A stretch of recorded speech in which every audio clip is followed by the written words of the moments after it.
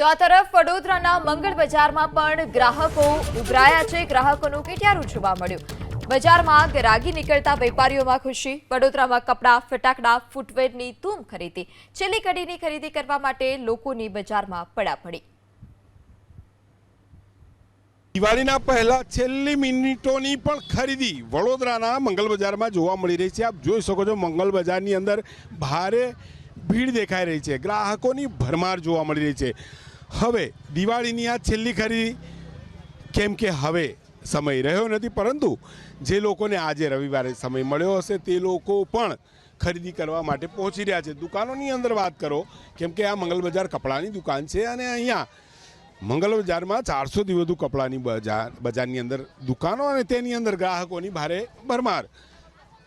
છેલ્લી મિનિટોની ખરીદી એટલે ક્યાંક જે વેપારીઓ છે તે પણ થોડા ઓછા ભાવમાં પણ સામગ્રી વેચતા હોઈ શકે છે।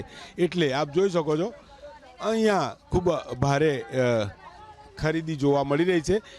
મંગલ બજાર એટલે કે કપડા બજાર વડોદરાનું અને મધ્ય ગુજરાતનું સૌથી મોટું કપડા બજાર અને તેની અંદર ગ્રાહકોની સતત ભરમાર। સાહેબ, છેલ્લી મિનિટમાં ખરીદી કરવા આવ્યા છીએ। હા છે, કંઈ નહીં, ખરીદી કરી લો, સારું છે કલેક્શન।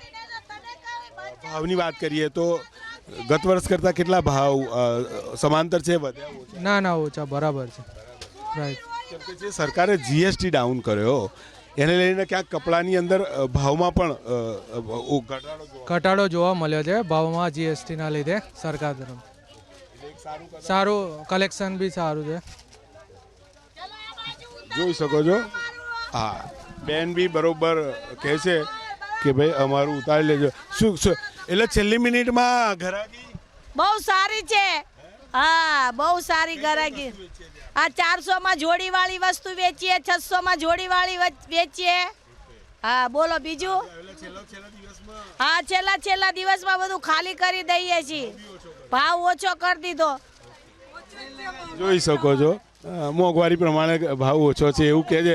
હવે બેનને પકડવા પડશે મારે। આપ જોઈ શકો જો એ કહે છે કે હવે મોંઘવારી પ્રમાણમાં ઓછો છે। એટલે કુલ મળીને વાત કરીએ તો જે રીતે જીએસટીની અંદર ક્યાંક રાહત મળી છે, જે 18%થી ઘટી અને 5થી 12% થયો છે, જેને લઈને વેપારીઓ અહીંયા ક્યાંક ખુશ છે તો ગ્રાહકો પણ ખુશ છે।